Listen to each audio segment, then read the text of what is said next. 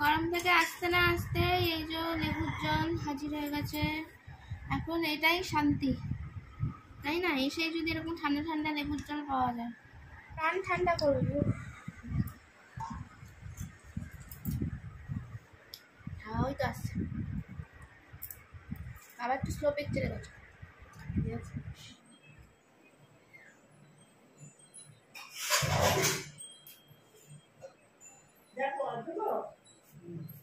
Good afternoon সবাইকে, কেমন আছো সবাই? আশা করছি সবাই ভালো আছো, আমরাও খুব ভালো আছি। এই এখন থেকে ব্লগটা স্টার্ট করলাম। এই এখন হাত ধুচ্ছি, হাত ধুয়ে মা ওদিকে খাবার পাচ্ছে, ইনসুলিনটা নেবো মানে বার করবো, তার জন্য হাত পা ভালো করে, এমনিও খাবো, ভালো করে হাত পা ধুয়ে। বাইরে থেকে এসছি, আসছি দাঁড়া হাতটা ধুয়ে।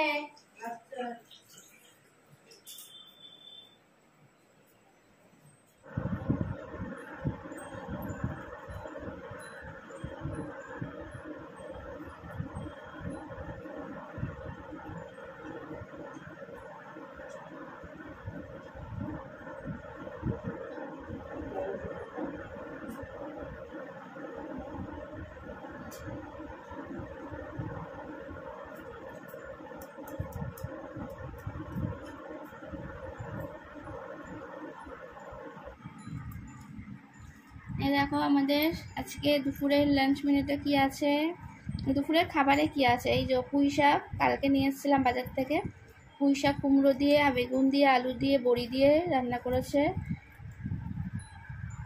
আর এখানে রয়েছে এঁচড়, এঁচড় নিয়ে এসেছিলাম, সেই এঁচড় একদম কষা কষা করে আলু দিয়ে ছোলা দিয়ে রান্না করেছে, দারুণ। দুটো তরকারি অসাধারণ আমার মায়ের হাতের তো। পুঁই শাকটাও দেখো একদম খুব সুন্দর, দেখতেও তো খুব সুন্দরই হয়েছে, খেতে অবশ্যই সুন্দরই হবে। আর এঁচড়টা খুবই অসাধারণ হয়েছে, কেন আমি বলতে পারছি, সকালবেলা আমি খেয়ে গেছি, একদম কষা কষা করে খুব সুন্দর রান্না হয়েছে।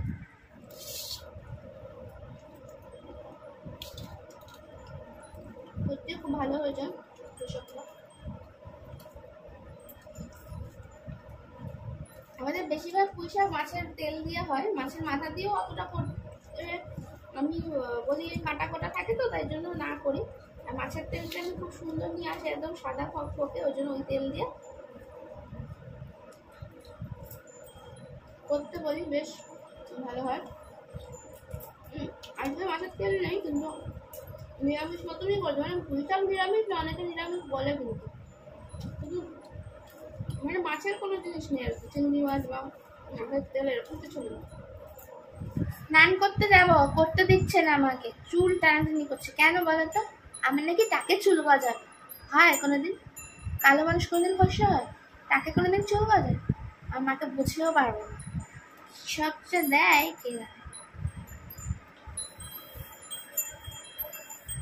নিজে কিছু করে না, শুধু আমাকে করে, যেটা গজাবে না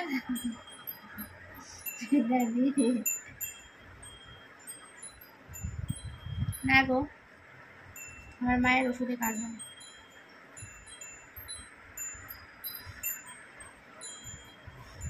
আয়ুর্বেদিক ওষুধ, আমার আয়ুর্বেদিক ওষুধ দিয়ে কাজ করে, খুব ভালো জিনিস। আয়ুর্বেদিক বললাম বলে ভেবে না কোনো আয়ুর্বেদিক ওষুধ, এটা আমার মায়ের নিজের হাতে তৈরি করা ঘরোয়া ট্রিটমেন্ট। অপার্থ ওষুধ কাজ হবেই হবে, বুঝেছো? তাকে ঠিক মা চুল গজিয়েই ছাড়বে, পুরো টাক পড়ে গেছিলো একদম। বলো মা, একদম সামনে টাক পড়ে গেছিলো না, মানে সেই তেল তেলে টাক হয়ে গেছিলো, সেই জায়গায় যেটুকুনি দেখতে পাচ্ছ এটুকুনি মায়ের দয়াতেই হয়েছে, জানো? রিসার্চ করে, সারাদিন রিসার্চ করে, তারপরে আমার উপর অ্যাপ্লাই করে। লোকে ইঁদুর বিড়াল কুকুর ছাগলের উপর অ্যাপ্লাই করে, মা আমার উপর অ্যাপ্লাই করে।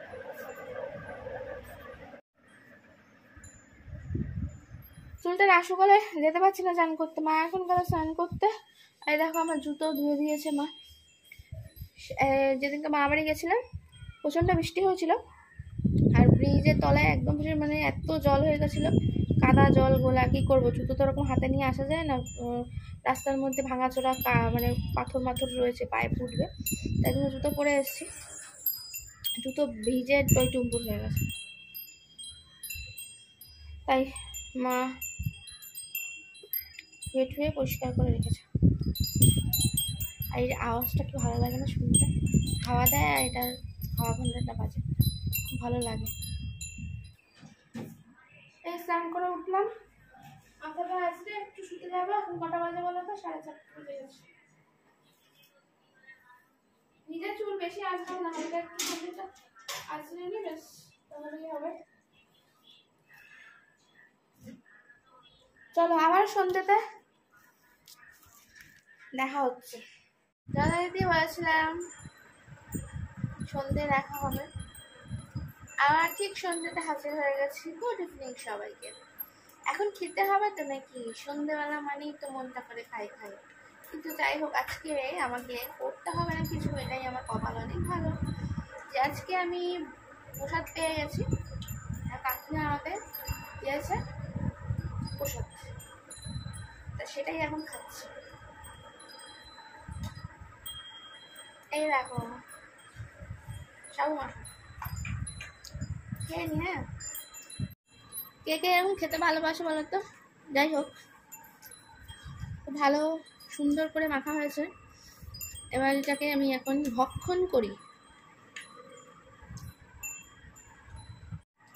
রোস্টিং যদি এরকম না চাইতে পাওয়া যায় কোনো জিনিস, তাহলে বেশ ভালো লাগে। উঠে ঘুমতে হয় তো দাম করেছে। আমি এখন ফেসিয়াল করতে চলে এসেছি দামি পার্লারে, এনে খুব ভালো করেন, তোমরাও চাইলে আসতে পারো, খুব এক্সপার্ট হাত। আমি এখন রান্না করে এসেছি কেন, কি করতে বলো তো? জিরে গুঁড়ো করতে। মা আজও জিরে দিয়েছে আমাকে, গোটা জিরে, এগুলোকে এখন গুঁড়ো করে দিচ্ছি, গুঁড়ো মশলা আর কি মাই করে। আজকে আমি এখন ফ্রি রয়েছি, তার জন্য আমার এখন কোনো কাজ নেই, মা এখন করবে রান্না, তাই জন্য মা বললো যে এটা একটু গুঁড়ো করে দিতে। আর তারপরে মা গরম মশলা, মানে গরম মশলা বাড়িতেই বানায়, সেই গরম মশলার জিনিসপত্র সেগুলো ভাজাভাজি করবে, আর তারপরে দেবে, তারপরে মিক্সি বাটিতে করবে। যেহেতু জিরেটা সঙ্গে গরম মশলার ফ্লেভারটা মিশে যাবে, তার জন্য জিরেটা বললে আগে করে দিতে, মানে এখন মাজা ধোয়া বাটিতে, তারপর গরম মশলা দিচ্ছে, তাহলে আর গরম মশলার গন্ধটা জিরেতে ধরবে না। কাজ করছি, কাজ কাজ কাজ। গরম হয়ে গেছে বাটিটা পুরো, ওর জন্য একটু দাঁড়িয়ে আছি, ওয়েট। পুরো আগুনের মতন গরম হয়ে গেছে, আমাদের যা গরম যাচ্ছে না, খুবই কষ্ট। মা এখন বাসন মাজছে।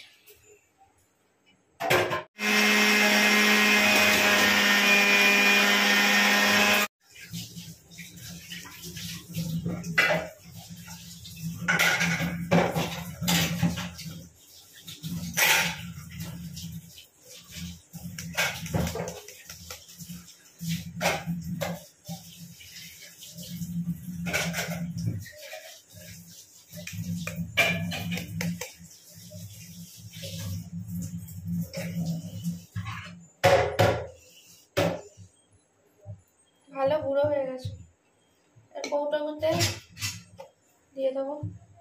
এর চামচগুলো কোথায় গেল? ওর চামচ নেই।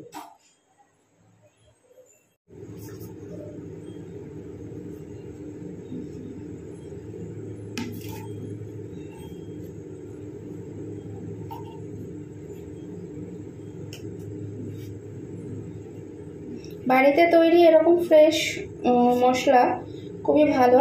এতে কি বলো তো, ফ্লেভারটা খুব ভালো হয়। দোকানেরগুলো তো কিছু গন্ধ বাতাস কিছু থাকে না, আদৌ মানে জিরে থাকে নাকি কোনো গাছের কাঠ গুঁড়ো করা থাকে সেটাই আমি বুঝতে পারি না। তাই জন্য মা অনেক বছর ধরেই আমাদের এরকম মশলা বাড়িতেই করে নেয়। লঙ্কাটাও আগে করতো, শুকনো লঙ্কা, কিন্তু এখন লঙ্কাটা আর করে না, এখন শুধু জিরেটা ধনেটা এগুলোই করে।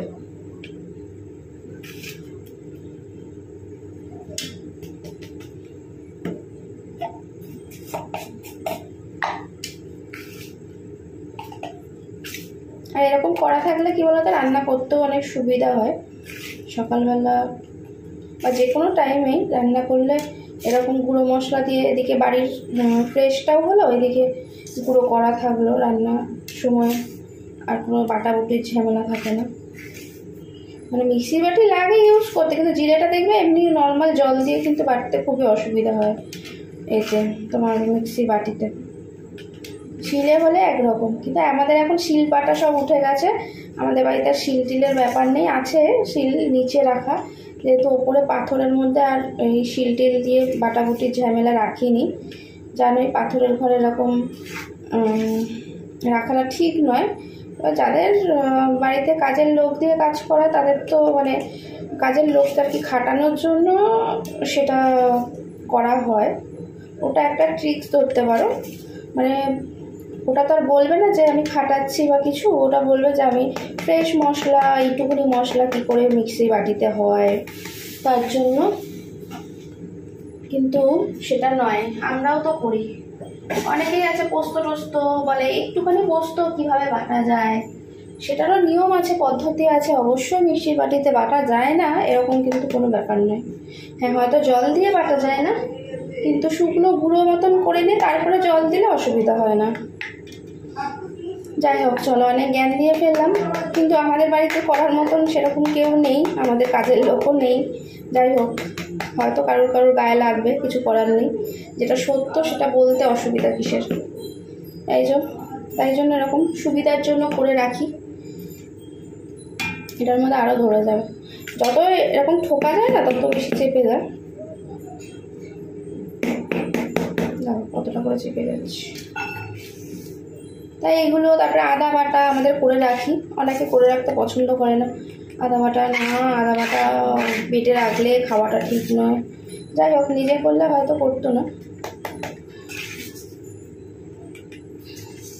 কি মজা কি মজা, বাইরে প্রচুর ঝড় উঠেছে, বৃষ্টি হচ্ছে, বাবা মজা তো। এই মজা আজকে আরামসে ঘুমানো যাবে। আমি এখন পেঁয়াজ কুচিয়ে নিয়ে আসলাম, মা আলু সিদ্ধ করেছে ভাতে, আলু ভাতে আর কি, এই তো সেটা শুকনো লঙ্কা ভাজা আর কাঁচা পেঁয়াজ, আজকে বললে পেঁয়াজটা ভাজবে না, এরকমভাবে এটা দিয়ে আলু ভাতে মাখা হবে, মানে একটু অন্যরকম ফিল হবে। রোজ রোজ ভাজা পেঁয়াজ দিয়ে খাই, আজকে কাঁচা পেঁয়াজ দিয়ে খাবো। আর ওদিকে পাঁপড় খাচ্ছে, এসব করে মা নিয়ে আসুক, এদিকে আমি সব কিছু ভাত টাত ধরে নিয়ে চলে এসেছি, আর বাড়াবাড়ির পালা। আলু ভাজাটা মাখতে হবে সুন্দর করে, বা সর্ষের তেলটা নিয়ে আসবো, মায়ের হয়ে গেল। হ্যাঁ, যেই মা নিয়ে নেবে তেলটা ঢেলে কড়াইতে, সর্ষের তেলের কৌটোটা নিয়ে চলে আসবে। তবে ভাতের থেকে আলুটা বার করলাম তো প্রচণ্ড গরম।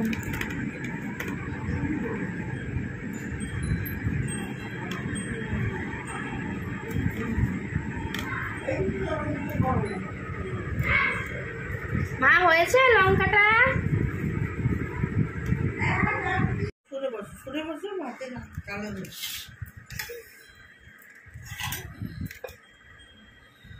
এই দেখো আলু ভাতে মাখবো তো কতগুলো লঙ্কা দিয়েছে, কতগুলো লঙ্কা, বড় বড় সাইজের আমার, আরে বাবা বিরাট বিরাট সাইজের।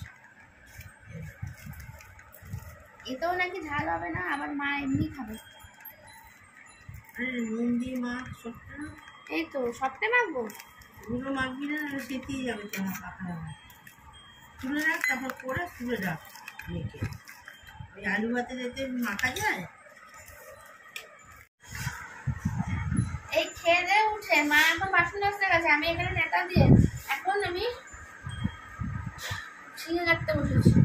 ঝিঙে বসতে হবে, সকালবেলা একটু সবজি না কেটে রাখলে অসুবিধা হচ্ছে না। সকালবেলার জন্য সবজি মা বললো কেটে রাখো, খুব সুন্দর ঝিঙেটা, মা বললো একটু কেটে রেখে দিতে, তাই জন্য কাটতে বসেছি। বলো আমি কত সারাদিনের মধ্যে কত কাজ করি, কাজ আমার আর শেষ হয় না। মাছ ভিজা খেতে একদমই ঠিক না, মাও কাজ করে, আমিও তো কত কাজ করি বলো তো, কিন্তু মানুষ নাকি যন্ত্রণা নয়, কোনটা এত কাজ করা যায় গরমে।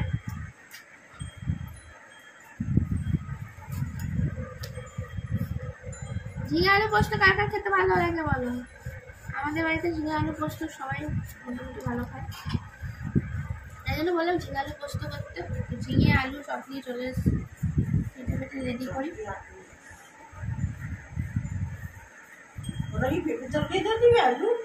দেখি হয়ে গেছে না?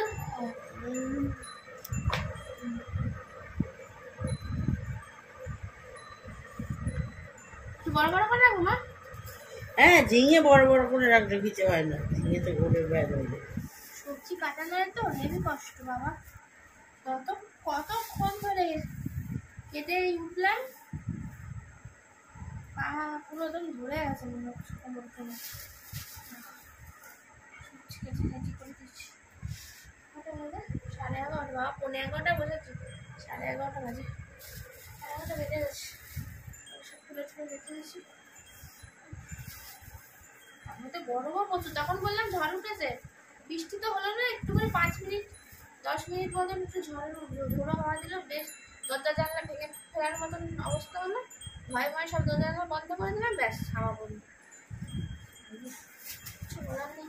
কালকের ভিডিওটা শেষ করা হয়নি, অনেক যেহেতু রাত হয়ে গেছিল। তারপর সকালবেলা আবার বেরোনোর ছিল, এই ফিরে স্নান দান করে এখন একটু ভিডিও এডিট করব, তারপরে তো একটু রেস্ট নেব। তাই জন্য ভাবলাম এখন তাহলে ভিডিওটা শেষ করে দিই। আজকের মতন ভিডিওটা এন্ড করে দিলাম। আজকের ভিডিওটা যদি ভালো লাগে, মানে কালকের ভিডিওটা আজকে শেষ করলে হয়, যদি ভালো লেগে থাকে এই ভিডিওটা তাহলে অবশ্যই সাবস্ক্রাইব করে পাশে থেকো। Tata, bye bye. আবার দেখা হচ্ছে নতুন একটা নেক্সট ভিডিওর সাথে। চলো টাটা।